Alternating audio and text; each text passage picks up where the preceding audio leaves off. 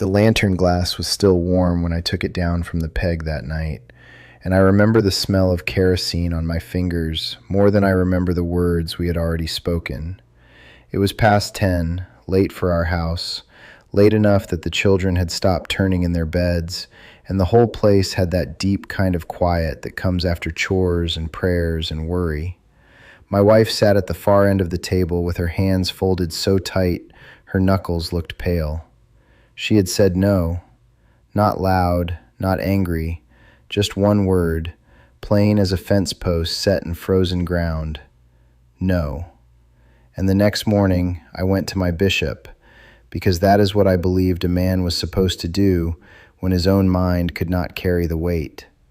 What he told me settled the matter for everyone except my wife, and that is the part I still carry. My name is Jonas. I am a husband, a father, and the head of a household in an old order Amish community. I share these stories because there are things about our life that cannot be understood from the road, looking in over a fence or seeing a buggy pass by at dusk. If you have ever had to choose between what your people expected and what the person beside you needed, I hope you will stay with me through this one.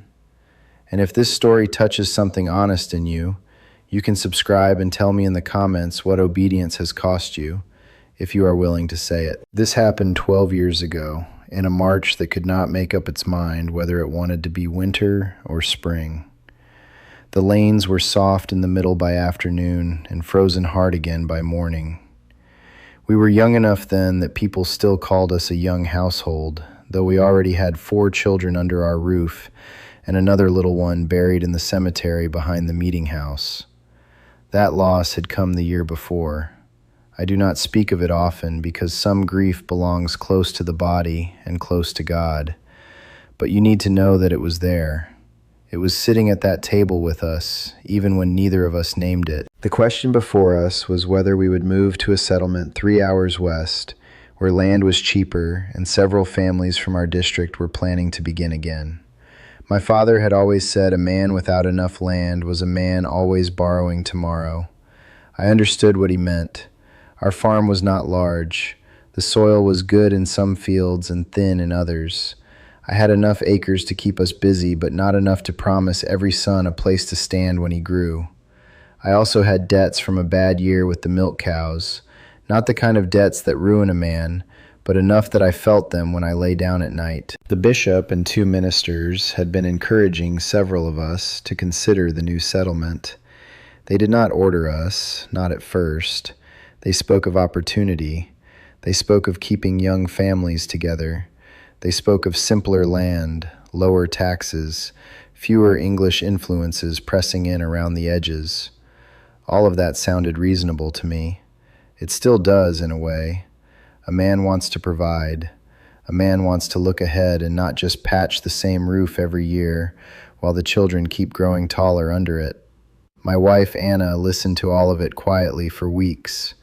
She did not argue in front of others. She did not shame me. When the women talked after church, she held her tongue. But at home, after supper, while she rinsed the bowls and I scraped mud from my boots by the stove, she would say, "Jonas, I cannot go there." At first, I thought she meant she did not want to go. There is a difference, though many husbands do not hear it until too late. Not wanting can be talked through. Not being able is another matter. Her mother lived less than a mile from us and had a weakness in her hands that made sewing painful. Her youngest sister still came over twice a week to help with washing. The grave of our baby was here. Our whole pattern of care was here. Not only the care we received, but the care she gave. I saw land and a future and a way to breathe easier. She saw leaving behind the women who had carried her through the darkest winter of her life. I told her we would visit often. She said 3 hours by horse and wagon was not visiting often. I told her other women would be there. She said other women are not the same women. I told her the children would adjust. She looked at me then, tired in the lamplight, and said, "You are asking me to be brave where I am already broken." That was the one line from her I remember exactly. I did not answer it well. I wish I had. I said something about trusting the Ordnung, trusting counsel, trusting that a wife should stand beside her husband. None of it was false, but truth can still be used like a tool in the wrong hand. I was not trying to hurt her. That is not enough to say. A man can do harm while believing he is keeping order. The next Sunday after church, I stayed behind to speak with the bishop. The meeting had been held at my cousin's place, and the benches were still stacked along the wall when I found him near the washstand. He was an older man, careful with words, respected by most and feared by some. His beard was white at the chin, and he had the way of looking down before he answered, as if he were checking his words against something hidden inside his chest. I told him Anna had refused the move. I used that word, refused. It sounds hard now. It sounded hard then, too, but I thought hardness belonged to leadership. I told him I believed the move was best for the family. I told him I had prayed. I told him the land there could give us a better chance. I told him she was grieving and maybe could not see clearly. He listened without interrupting. Outside, the horses stamped in the thawing mud, and somewhere behind the house a little child cried because someone had taken his mitten. Ordinary sounds. That is what I remember. Big choices do not always arrive with thunder. Sometimes they come while women are packing leftover pie and men are looking for their hats. The bishop finally said, "A house cannot have two heads." That was all. One sentence. Plain, clean, easy to carry back home if you wanted it to be easy. I asked him if that meant I should proceed even without her peace. He looked at me for a long moment and said a husband must answer to God for the direction of his household, and a wife must answer for whether she follows with humility. He did not shout. He did not threaten. He did not give me a paper with an order written on it. But I heard what I wanted to hear, and I made his words heavier than they needed to be. On the ride home, I felt relief at first. That is the shameful part. I had wanted someone else to take the decision out of my hands. I wanted counsel to become permission. I wanted permission to become righteousness. The wheels cut through the soft places in the lane, and every few yards the buggy gave a little pull as if the mud itself was asking me to slow down. I did not slow down. When I told Anna, she did not cry. I think I expected tears, and I had prepared myself for them. Tears would have let me feel patient and firm. Instead, she became very quiet. She stood by the stove with a towel in her hands, not drying anything, just holding it. I repeated the bishop's words because I thought they would settle her spirit. A house cannot have two heads. She looked at the floorboards and said, "Then I know now where my heart stands in this house." We moved 6 weeks later. Those weeks were full of work, and work can make a man feel righteous because it gives his hands something to do. I sold 2 cows. I repaired the wagon box. I packed tools in wooden crates and marked them with charcoal. Neighbors came to help, as neighbors do. The men spoke of soil and timber and whether the new place had a good well. The women helped Anna wrap dishes in old feed sacks and fold quilts into chests. She did what needed doing. That is what people noticed. They said she was taking it well. I let them say it. Inside our house, something had gone quiet. Anna did not turn bitter. Bitterness would have been easier to name. She did not speak against me to the children. She did not refuse her duties.